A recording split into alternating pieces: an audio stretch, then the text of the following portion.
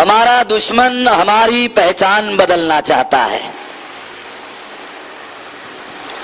हमारा दुश्मन हमारी पहचान बदलना चाहता है। पहचान बदलना कितना खतरनाक है, कितना भयानक होता है, इसका एक उदाहरण देकर आपको समझाना चाहूंगा। टीवी में सीरियल दिखाए जाते हैं, टीवी में सीरियल दिखाए जाते हैं और सीरियलों में देव और दानवों की लड़ाई बताई जाती है, देव और असुरों की लड़ाई बताई जाती है, देव और दैत्यों की लड़ाई बताई जाती है, देव और राक्षसों की लड़ाई बताई जाती है। आप लोग देखते होंगे, आपके पुरखे देखते होंगे, आपके और लोग देखते होंगे, आपके परिवार वाले देखते हैं। तो ये जो देव और दानवों के इस लड़ाई में दानवों को सीरियल में दिखाया जाता है, तो दानवों के सर पर बड़े बड़े सींग दिखाए जाते हैं, आपने देखा होगा। फिर उनके लंबे लंबे दांत दिखाई जाते हैं, ये भी आपने देखा होगा। तो जब देव और दानवों की लड़ाई होती है, असुर और राक्षसों की लड़ाई होती है, तो क्या होता है आखिरी में सीरियल में? सीरियल में होता है कि देवों ने दानवों को परास्त किया, देवों ने दैत्यों को परास्त किया, राक्षसों को परास्त किया। तो सीरियल में बताया जाता है। हम लोग सीरियल देखते हैं और हमारे परिवार के लोग सीरियल देखते हैं, हमारी माँ देखती है, हमारा बाप देखता है, परिवार के लोग देखते हैं, बच्चे देखते हैं। देखने के बाद जब देव यानी ब्राह्मण देव जब राक्षसों को परास्त करते हैं, तो परास्त करने के बाद हमारे लोग खुशियों से तालियां बजाते हैं। तो हमारे लोगों को बहुत खुशी होती है कि राक्षसों का पराभव हुआ, दैत्यों का पराभव हुआ, दानवों का पराभव हुआ। तो दैत्य, दानव, असुर और राक्षस कौन है? ऋग्वेद पढ़ो तो आपको पता चलेगा। ऋग्वेद में ब्राह्मणों ने अपनी पहचान बनाई और ऋग्वेद में ब्राह्मणों ने, आर्यों ने सबसे पहले ऋग्वेद में अपने को कहा देव। हम लोग भगवान को देव कहते हैं, ऋग्वेद में भगवान को देव नहीं कहा गया है, ये भी समझने की बात है। ऋग्वेद में भगवान को देव नहीं कहा गया है, ऋग्वेद में आर्यों को देव कहा गया है।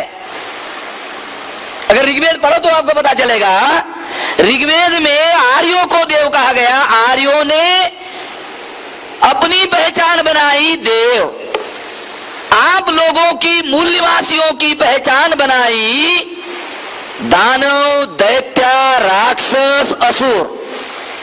इसका मतलब है आपके पुरखों का एक नाम दानव है, दैत्य है, असुर है, राक्षस है।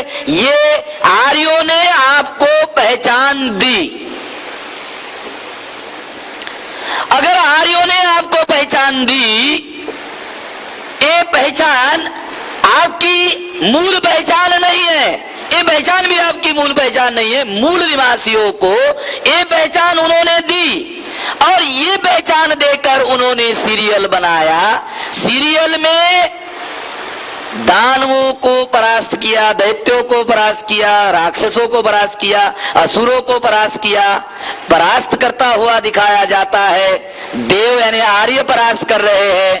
परास्त होने के बाद आपको खुशी होती है, आप खुशी से झूम जाते हो, आपका परिवार झूम जाता है, हमारे लोगों को खुशी होती है। आपके पुरखों को आपके दुश्मनों ने परास्त किया, तो क्या आपको खुशी होनी चाहिए? चलो, आपके बाप को किसी ने गाली दी, आपके सगे बाप को गाली दी, चलो और थोड़ा ज्यादा सटीक कर देता हूं, क्योंकि कभी कभी आप ऐसा कह सकते हैं या लोग कह सकते हैं, ये तो मेरा वो स्टेप फादर है इसलिए मुझे तकलीफ नहीं हुआ है। तो ज्यादा सटीक उदाहरण कि आपके सगे बाप को अगर किसी ने गाली दी, आपको कैसा लगेगा? आपके सगे बाप को किसी ने भला बुरा कहा, आपको कैसा लगेगा? तो आप कहेंगे बहुत बुरा लगेगा, बहुत अच्छा नहीं लगेगा।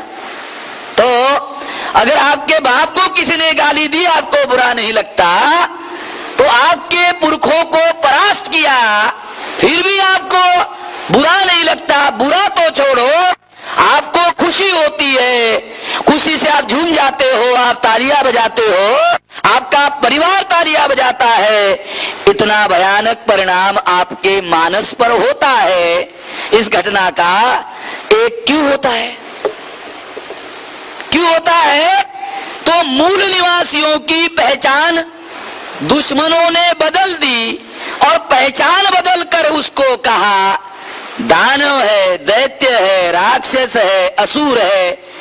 तो जब उसका परास्त होते हैं, तो आप कहते अरे देवों को पराभव, देवों को परास्त किया, दैत्यों को परास्त किया, दानवों को परास्त किया, असुरों को किया, राक्षसों को किया, हमको थोड़ी किया, वो तो उनको किया। ऐसा आपको लगता है। अगर आपको मालूम हो जाए कि आपके पुरखों का नाम बदलकर आपके दुश्मनों ने उनकी पहचान बदल दी, पहचान बदलने से इतिहास बदल गया, पहचान बदलने से इतिहास बदल गया। जो इतिहास आपका था उसको आपने आपका नहीं माना, क्योंकि आपकी पहचान बदल दी। आपकी पहचान बदलने से इतिहास बदल गया। इतिहास बदलने की वजह से आपके पुरखों का परास्त किया गया, फिर भी आपको तकलीफ नहीं हुई, दर्द नहीं हुआ, दुख नहीं हुआ, रोष पैदा नहीं हुआ, खुशी हुई। क्यों हुई? केवल एकमात्र कारण है, पहचान बदलने की वजह से ऐसा होता है। इतना भयानक मामला है। आज के तारीख में अगर हमारा कोई आंदोलन के दृष्टिकोण से सोचना है, तो आंदोलन के दृष्टि से नंबर 1 की आइडियोलॉजिकल अगर समस्या आज के तारीख में हमारी है, तो वो है पहचान का संकट। सबसे बड़ी समस्या है पहचान का संकट। दुश्मनों ने, इतिहास पढ़ लो, आर्य विदेश से भारत में आए, उन्होंने अपनी पहचान बनाई छुपाने के लिए। अब उन्होंने भी अपनी पहचान बनाई छुपाने के लिए, मगर वो पहचान हमसे छुपाने के लिए बनाई, अपने आप से छुपाने के लिए नहीं बनाई। उन्होंने अपना इतिहास बनाए रखा, बरकरार रखा, मगर हमारे लोगों की पहचान बदल दी। पहले उन्होंने हमारे लोगों को देव, दानव, दैत्य, राक्षस, असुर कहा, फिर उन्होंने हमारे लोगों को गुलाम बनाने के लिए परास्त करने के बाद में, परास्त करना आसान काम है, मगर किसी को गुलाम बनाए रखना, दीर्घ काल तक गुलाम बनाए रखना आसान काम नहीं है। दीर्घ काल तक गुलाम बनाए रखने के लिए उन्होंने व्यवस्था बनाई। इस व्यवस्था का नाम दिया वर्ण व्यवस्था। संस्कृत पढ़ लो तो पता चलेगा, संस्कृत में वर्ण शब्द का अर्थ है रंग, अर्थात रंग व्यवस्था। एक ही रंग के लोगों के 3 वर्ण बनाए, इसलिए 3 ही वर्ण के लोगों को अधिकारों का वितरण किया, चाहे कम हो ज्यादा हो, मगर तीनों वर्ण को अधिकार है। ब्राह्मण को सबसे ज्यादा, क्षत्रिय को कम, उससे कम वैश्य को, तीनों को अधिकारों का वितरण किया। एक ही रंग के लोगों की व्यवस्था है त्रैवर्णिक व्यवस्था। वर्ण शब्द का अर्थ है संस्कृत में रंग। ये रंग व्यवस्था है, चूंकि ये विदेशी लोग हैं और ये गौर वर्णीय लोग हैं, ये भी एक विदेशी है, एक गौर वर्णीय है, और इसी दृष्टि से ये रंग व्यवस्था है। वर्ण व्यवस्था रंग व्यवस्था है। इसको और सटीक रूप से सिद्ध किया जा सकता है कि जैसे ही उन्होंने मूल निवासियों का चौथा वर्ण बनाया शूद्र, मूल निवासियों का वर्ण बनाया चौथा शूद्र, इसके लिए Arctic home in the Vedas में तिलक ने लिखा, हमने जिन्होंने हमारी व्यवस्था को एक्सेप्ट किया उनको हमने एसिमिलेट किया। अंग्रेजी शब्द बाल गंगाधर तिलक ने इस्तेमाल किया। उन लोगों को हमने अपनी व्यवस्था में एसिमिलेट किया। देखो, बाल गंगाधर तिलक कोई साधारण व्यक्ति नहीं है, वो केवल राजनीतिक नेता नहीं है, वो महापंडित आदमी था। केवल राजनीतिक नेता नहीं था, वो बहुत पंडित आदमी था, महापंडित आदमी था। उसने लिखा कि इन लोगों ने हमारी व्यवस्था को एक्सेप्ट किया, उनको हमने अपनी व्यवस्था में एसिमिलेट किया। ये जो एसिमिलेट किया उसका वर्ण बनाया, मूल निवासियों को वर्ण बनाया शूद्र। अब आप देखो, शूद्र का रंग अलग है, एक ही वर्ण के एक ही रंग के लोग हैं। शूद्र का रंग अलग है, इसलिए ये रंग व्यवस्था में जिसका रंग अलग है उसको अधिकारों के वितरण में वंचित किया। नहीं तो क्या होता है, क्रम का जो सिद्धांत है, क्रम का क्रमिक असमानता का सिद्धांत भी ले लो, क्रमिक असमानता का भी सिद्धांत ले लो। ब्राह्मण को अगर मान लो सब अधिकार है तो क्षत्रिय को 90 होना चाहिए, वैश्य को 80 होना चाहिए। अगर इस क्रम के अनुसार तो शूद्र को 70 होना चाहिए। चलो 70 छोड़ो, 50, चलो 50 ज्यादा है, 40, 30, 20, 10, 5, कुछ भी नहीं, वंचित कर दिया। ये जो रंग व्यवस्था है, इसलिए मैं इसको रंग व्यवस्था है, न्यू इंटरप्रिटेशन है। ये जो डीएनए अनुसंधान आया, डीएनए ने सिद्ध किया ये लोग विदेशी है, उसके बाद में ये सारे इतिहास का री इंटरप्रिटेशन कर रहा हूं।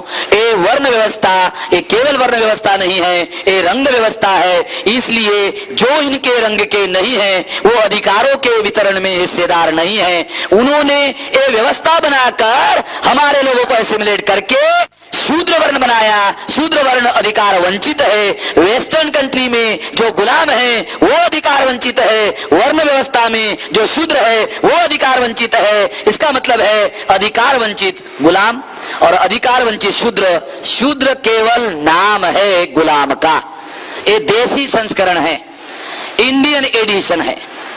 एक गुलाम का इंडियन एडिशन है। वेस्टर्न में जिनको स्लेव कहा गया उनको इंडिया में शूद्र कहा गया। अगर इंटरप्रीट करते हैं तो हम लोगों को यह पता चलता है, ये व्यवस्था बनाने की वजह से ब्राह्मणों को, मूल निवासियों को ज्यादा देर तक गुलाम बनाना संभव हुआ। परास्त करना आसान है, मगर किसी को गुलाम बनाए रखना दीर्घ काल तक बहुत मुश्किल है। गुलाम बनाए रखने के लिए वर्ण व्यवस्था बनाई, हमको एसिमिलेट किया, शूद्र बनाया। शूद्र हमारी पहचान हुई, किसने दी? पहले मूल निवासियों की पहचान बनाई आर्यों ने। आर्यों ने हमको पहचान दी, दानव, दैत्य, राक्षस, असुर उन्होंने दी। फिर उन्होंने वर्ण व्यवस्था बनाई। वर्ण व्यवस्था बनाने के बाद फिर उन्होंने हमारी नई पहचान बनाई। फिर उन्होंने फिर हमारी पहचान बनाई, शूद्र। फिर उन्होंने हमारी पहचान बनाई, शूद्र। शूद्र चूंकि एक पहचान थी सबकी, क्योंकि सबकी एक पहचान थी, इसलिए एक पहचान के लोगों का एक संगठन बनाना ज्यादा मुश्किल नहीं होता, आसान होता है। इसलिए इसके विरोध में बुद्धा ने, महावीर ने जो संघर्ष किया, तो इसके विरोध में संघर्ष करने की वजह से इसमें क्रांति हुई, परिवर्तन हुआ। ये वर्ण व्यवस्था ध्वस्त हो गई, नई व्यवस्था का सूत्रपात हुआ। और नई व्यवस्था का सूत्रपात हुआ, मगर ब्राह्मणों ने इस बात को नहीं माना।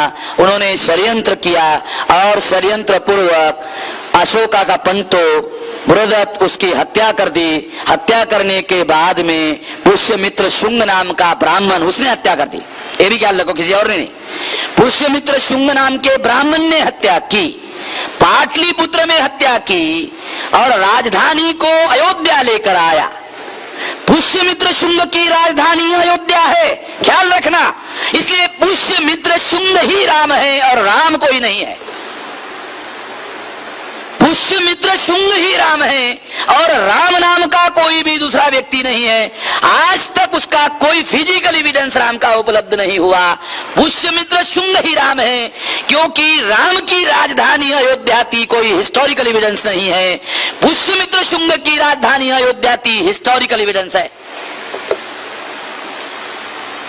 एक बता रहा हूं, रामायण में बहुत सबूत है आपके, क्योंकि ये सब्जेक्ट नहीं है, इस पर मैं 200-300 पेज का किताब अलग लिख रहा हूं कि पुष्यमित्र शुंग ही राम है और कोई राम नहीं है। राम की ब्राह्मणों पूजा क्यों करते हैं? ब्राह्मणों का सब कुछ जो खत्म हो गया था पुष्यमित्र शुंग ने पुनर्स्थापित किया, इसलिए पुष्यमित्र शुंग उनके लिए अवतार हो गया। पुष्यमित्र शुंग उनके लिए अवतार हो गया, इसलिए उन्होंने भगवान का दर्जा दिया। ये भी ख्याल रखो, ये अवतार का जो मामला है ये भी पुष्यमित्र शुंग की भुजत की हत्या के बाद पुराण लिखे गए और पुराणों में अवतार का कॉन्सेप्ट आया। पहले ये अवतार का जो कॉन्सेप्ट है वो पहले नहीं था, ये पुराणों से अवतार का कॉन्सेप्ट आया और पुराण पुष्यमित्र शुंग के द्वारा बृहद की हत्या करने के बाद आया हुआ है। पुष्यमित्र शुंग के प्रतिक्रांति के बाद में ब्राह्मणों ने जातियों का निर्माण किया। प्रतिक्रांति के बाद बाबा साहब अम्बेडकर कहते हैं जाति काउंटर रिवॉल्यूशन का सबसे बड़ा, काउंटर रिवॉल्यूशन ने अगर सबसे भयानक कोई चीज पैदा की तो सबसे भयानक चीज है जाति। शूद्र एक पहचान थी गुलाम की, इसलिए जोड़ना संभव हुआ, आसान हुआ, क्रांति हुई। प्रतिक्रांति उसके बाद में हुई, ब्राह्मणों ने प्रतिक्रांति की, प्रतिक्रांति के बाद जातियां निर्माण की और फिर जिनको मूल निवासियों को शूद्र कहा गया उनके 6000 टुकड़े किए गए। हर टुकड़े का अलग नाम, हर नाम की अलग पहचान। देखो ये जो सब्जेक्ट है, ये सब्जेक्ट के बारे में मैं आप लोगों को विस्तार से समझा रहा हूं, ये बात हमको समझ में आना चाहिए, ये बहुत फंडामेंटल बात है। अगर आज लड़ाई लड़ना है तो ये मानसिक रूप से तैयार करना होगा, बौद्धिक रूप से तैयार करना होगा। 6000 टुकड़े बनाए, 6000 टुकड़ों के 6000 जातियां, 6000 जातियों के 6000 नाम, 6000 नाम के हर नाम की अलग पहचान। जैसे फॉर एग्जाम्पल ए जेमिनी नाम हो गया, वामन नाम हो गया, सीताराम नाम हो गया, राजा राम नाम हो गया, मोहम्मद यूसुफ भाई नाम हो गया। जितने अलग अलग नाम हैं उसी तरह से जातियों के अलग अलग नाम हैं, जातियों के अलग अलग नाम हैं, ये जातियों के अलग अलग नाम, अलग अलग पहचान है। ये अलग अलग पहचान फिर उन्होंने दी, फिर हमने नहीं दी, फिर उन्होंने हमारे लोगों को पहचान दी, उन्होंने वर्ण की पहचान हमारे लोगों को दी, फिर उन्होंने जाति की पहचान हमारे लोगों को दी। जाति में क्रमिक समानता में ऊंच और नीच की पहचान उन्होंने बनाई, फिर अनटचेबिलिटी, अछूत अनटचेबिलिटी की इंडिपेंडेंट पहचान फिर उन्होंने बनाई, फिर गांधी जी महात्मा जी आए। ये बात अलग है कि महात्मा जी के शरीर में आत्मा निवास नहीं करती थी, मगर लोग उनको महात्मा जी कहते हैं। तो महात्मा जी आए, महात्मा जी ने आदिवासी को फिर नाम दिया गिरिजन। गिरी मतलब गिरी शब्द का अर्थ जंगल, जंगल में रहने वाले गिरिजन। अछूतों को नाम दिया हरिजन, फिर उन्होंने ही नाम दिया। मैं ये जो नाम देने वाला जो मामला है, ये नाम देने वाला मामला केवल नाम देने वाला मामला नहीं है, इसका संबंध पहचान के साथ में है, पहचान का संबंध इतिहास के साथ में है, इतिहास का संबंध विरासत के साथ में है, विरासत का संबंध पूंजी के साथ में है, मनोबल के साथ में है, इंफिनिटी के साथ में है, सुपीरियरिटी के साथ में है। अगर आप मान लेते हो आप राक्षस है, दास है, दैत्य है, दानव है, तो आपका इतिहास बदल जाता है। अगर आप मान लेते हो आप मूल्यवासी है, अगर आप मान लेते हो मूल्यवासी है, आपका इतिहास बदल जाता है, आपकी विरासत बदल जाती है। और अकॉर्डिंगली आप सोचते हो, अकॉर्डिंगली आप विचार करते हो, अकॉर्डिंगली आपका मनोबल बनता है, अकॉर्डिंगली आपके मन में इंफिनिटी रहेगी। अगर दैत्य मानते हो इंफिनिटी रहेगी, मूल्यवासी मानते हो सुपीरियरिटी रहेगी। अगर किसी ब्राह्मण को कहो तुम विदेशी हो, उसका चेहरा ऐसा होता है, समझ रहे, फूल खिला हुआ फूल है। ब्राह्मण को कहो विदेशी हो, ऐसा ऐसा ऐसा ऐसा ऐसा। नागपुर और भंडारा की भाषा में अगर बोला जाए चिमुन जाते इरून जाते। कोई है क्या उधर नागपुर भंडारा का कोई है? उधर का शब्द है, देसी शब्द है, वराड़ी में उधर। यानी ऐसा उसका जो मॉरल है वो डाउन हो जाता है। एक यानी उन्होंने आपकी पहचान बदल दी। अगर आप उनको कहो आप विदेशी हो, आप विदेशी हो, उन इमीडिएट उसकी पहचान बदल जाती है। अगर जैसे ही आप उसको कहो आप विदेशी हो, उसकी पहचान बदल जाती है। और जैसे ही उसकी पहचान बदल जाती है सारा मामला हमारे सामने खुल जाता है। पहचान का संबंध इतिहास के साथ होता है, इतिहास का संबंध विरासत के साथ होता है। जब आप अपने को मान लेते हो दानव, दैत्य, राक्षस, तो आप अपने आप को बुद्धा के साथ रिलेटेड नहीं कर सकते, अशोका के साथ रिलेटेड नहीं कर सकते। और बुद्धा का जो महान इतिहास है वो महान इतिहास आपका इतिहास नहीं हो सकता। अशोका के साथ आप रिलेटेड नहीं कर सकते हो तो अशोका का इतिहास आपका अपना इतिहास नहीं हो सकता। महान लोगों का इतिहास जब आपका इतिहास नहीं होता तो आपका मनोबल गिर जाता है। वो लोग जानते हैं, आप नहीं जानते, इसलिए बता रहा हूं। ये इतना महत्वपूर्ण मामला है।